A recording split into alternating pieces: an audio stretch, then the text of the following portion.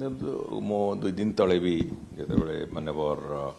केंद्र मंत्री श्री नितिन गडकरी जी को भेटी थी से भी से कथा मो स्पष्ट गोटे स्पष्ट बरणी भाया तार कही जे पुरी भुवनेश्वर रास्ता पुरी गोटे प्रमुख तीर्थक्षेत्र समग्र विश्वर एवं धीरे धीरे पुरी को जेहेतु भक्त मानकर यातायातर संख्या गाड़ी यातायातर संख्या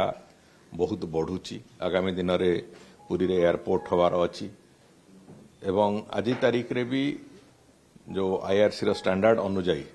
पुरी को जेतिकी जानवाहन जीवा कथा से अनुपात रे अधिक संख्यार गाड़ी जीवा आसवा आरंभ करची गत 3 वर्ष 4 वर्ष धरिकी पुरी क्रमागत भाव में पुरी को आसुवा भक्त मानकर संख्या बहुगुणित हवा आरंभ होईची सबु दृष्टि को आखि आगे रखिकी केंद्र सरकार ता ऊपर जो निष्पत्ति नहीं थिले ताकू पुरी को जो रास्ता जाउची से रास्ता को 6 लेन करवा कथा मझिरे आउ गोटे तर्क से आसला जे 6 लेन परिवर्ते ताकू 8 लेन करने सी भी गोटे तर्क आसला किंतु परवर्ती समय रे आमे माने जहाँ निष्पत्ति एठी हला टेक्निकल टीम संगे बसिबा परे जे पूरी जो 6 लेन रास्ता हो एवं एक्सेस कंट्रोल 6 लेन रास्ता हो एक्सेस कंट्रोल माने सेथिरे लिमिटेड एक्सेस रहिबो विभिन्न जो जो जगह सहर अच्छी केवल से जगह एक्सेस से रहिबो एनएच उपर को जहाँ फल रे कि एक्सीडेंट पाखापाखि 80% से कमी जीवो विभिन्न समय घटुवा एक्सीडेंट गुड़िक 80% से कमिबो एवं सेठी विभिन्न पार्श्व दुई पार्श्व रोथिबा जो गाँ गुड़िक हो कि बाकी जो अंचल गुड़िकर जो जनबसती अच्छी सेमानंकर यातायात पई दुई पार्श्व 2 लेन करिकी 4 लेन रो सर्विस रोड सेठी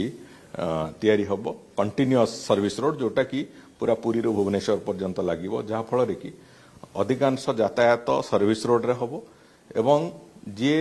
सीधा सड़क पुरी जीवा को चाहूथिबे से माने भुवनेश्वर रु पुरी हो कोई पिपिली रु पुरी हो एभली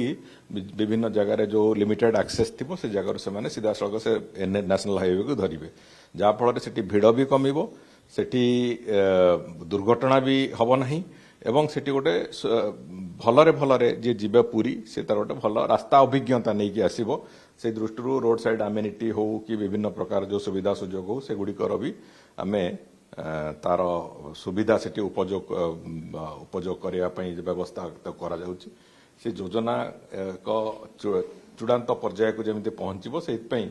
आमे केंद्र सरकार को अनुरोध करथिलु माननीय मंत्री भी सेथिरे तांकर सहमति देइचंती तांकर जो अलाइनमेंट बाबद रे जो अलाइनमेंट फ्रीज हवा कथा से कथा को सेमाने करिचंती एवं द्वितीय कथा होची जे